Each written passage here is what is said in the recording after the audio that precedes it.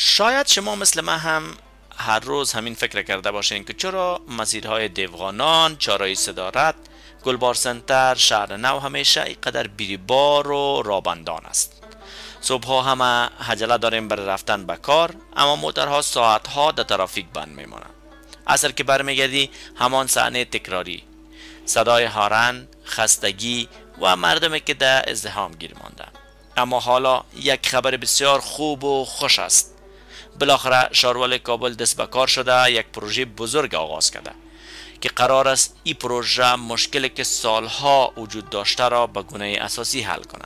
این پروژه شامل توسعه سرک از چهارراهی دیمزنگ تا تعمیر ولایت کابل است و در کنار از او ساخت یک پل هوایی مطرح معیاری و استاندارد در چهارراهی صدارت نیز در نظر گرفته شده. بیاین با هم قدم به قدم این مسیر ببینیم و با جزئیات تکنیکی و نقشه توسعه‌ای سرک آشنا شویم. اسمی که شما حالا در نقشه میبینید سرحدات نواحی شهر کابل است. این پروژه مربوط ناحیه دوم و سوم شهر کابل می شود که یکی از پر رفت آمدترین و قدیمی ترین مناطق پایتخت به حساب میره. این پروژه دقیقاً از چهارراهی دیمزنگ شروع شده که بخش اول از چهارراهی دیمزنگ تا پل آرتل است و در ابتدای همین سرک بخشی از ساختمان ریاست ترافیک کابل نیز به خاطر توسعه سرک در تخریب واقع شده. در سمت چپ این مسیر باغوش کابل موقعیت دارد.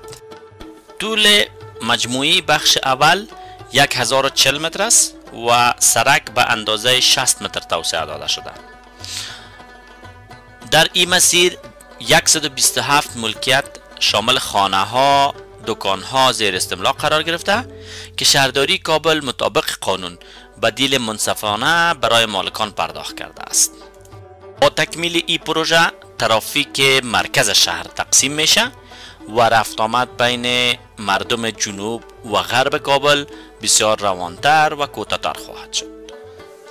بخش دوم این پروژه از پل آرتل شروع تا جویشیر می باشد. این بخش یکی از مهمترین قسمت های پروژه است که نقش کلیدی در کاهش ازدحام مرکز شهر دارد. طول این مسیر حدود 820 متر است و با عرض 45 متر به صورت معیاری توسعه داده میشه. همانطور که در نقشه میبینید این مسیر مستقیما به مناطق پر رفت آمده مثل سر زیرزمینی، دیوغانان و صدارت وصل میشه و با تکمیل آن فشار ترافیک از مسیرهای اصلی شهر به این سرک تقسیم خواهد شد.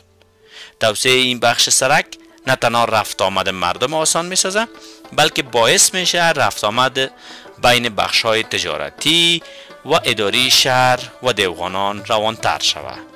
این پروژه یکی از قدم‌های مهم شهروالی کابل است که میتونه بندش ترافیکی در مرکز شهر و ایجاد یک مسیر معیاری در قلب پایتخت باشد. اکنون به بخش سوم و نهایی مسیر میرسیم. این مسیر از جویشیر شروع تا مقابل تعمیر ولایت کابل ادامه دارد، جایی که یکی از بزرگترین و مهمترین طرح‌های شهروالی کابل در حال تطبیق است. قسمی که در نقشه میبینید این بخش دقیقاً نقطه مرکزی شهر کابل موقعیت دارد، محلی که همیشه با ازدحام ترافیکی، رفت آمد سنگین و بی‌بار روزانه هزاران موتر روبرو است. از همین خاطر شهروالی کابل تصمیم گرفته که این بخش به صورت معیاری و استاندارد بازسازی کند. طول این سرک حدود 1113 متر و عرض آن 30 متر ساخته خواهد شد. تمام جزئیات آن مطابق معیارهای جاده‌سازی طراحی شده، از جمله سیستم آبروها، پیاده‌روهای معیاری، روشنایی شبانه و خطکشی برای نظم بیشتر ترافیک در نظر گرفته شده است. در این مسیر حدود 254 خانه و ملکیت زیر استملاک قرار گرفته که شهرداری کابل تعهد کرده بدیل عادلانه و قانونی برای تمام مالکان پرداخت کند. این اقدام هم زمینه اجرای پروژه را فراهم می سازد و هم باعث رضایت و همکاری مردم محل شده است. اما بخش جالب و خبر خوش این قسمت ساخت یک پل هوایی مطرح معیاری در مقابل تعمیر مقام ولایت کابل است. این پل قرار است از سمت چهارراهی صدارت تا مسیر جویشیر امتداد پیدا کند. در حال حاضر طرح تکنیکی آن نهایی شده و زیر مرحله دیزاین تفصیلی قرار دارد. این پل هوایی دارای طراحی پیشرفته بوده که طول آن در حدود 273 متر، عرض آن 18 متر و ارتفاعش 8 متر خواهد بود و توسط 5 پایه استحکامی ساخته خواهد شد. در دو طرف پل رمپ های دایروی شکل طراحی شده که مناطق شهر نو به سمت جویشیر و جویشیر را به ده افغانان و مسیر خیرخانه را به سالنگوات وصل می سازد. هدف از ساخت پل هوایی کاهش ازدحام شدید در مسیر صدارت، ولایت، ده افغانان و زیرزمینی است. این نقاطی که همیشه روزانه هزاران موتر از آن عبور میکنه و یکی از گره های ترافیکی کابل به حساب میره. وقتی که پل و این سرک جدید تکمیل شود، ترافیک بین شرق و غرب و همچنان شمال و جنوب شهر به صورت قابل توجه تقسیم میشه.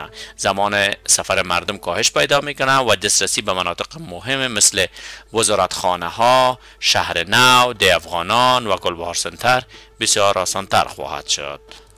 و این بود یکی از بزرگترین و مهمترین پروژه های شهر کابل، پروژه‌ای که از چهارراه مزنگ کابل آغاز شده و تا مقابل تعمیر ولایت ادامه پیدا میکنه. با ساختی مسیر و پل هوایی میاری در چهارراه صدارت، ترافیک سنگین سالها در این مسیر به صورت چشمگیر کاهش پیدا کرده، رفت آمد مردم آسان تر شده، مسیرهای تجارتی و اداری کابل منظم تر خواهد شد.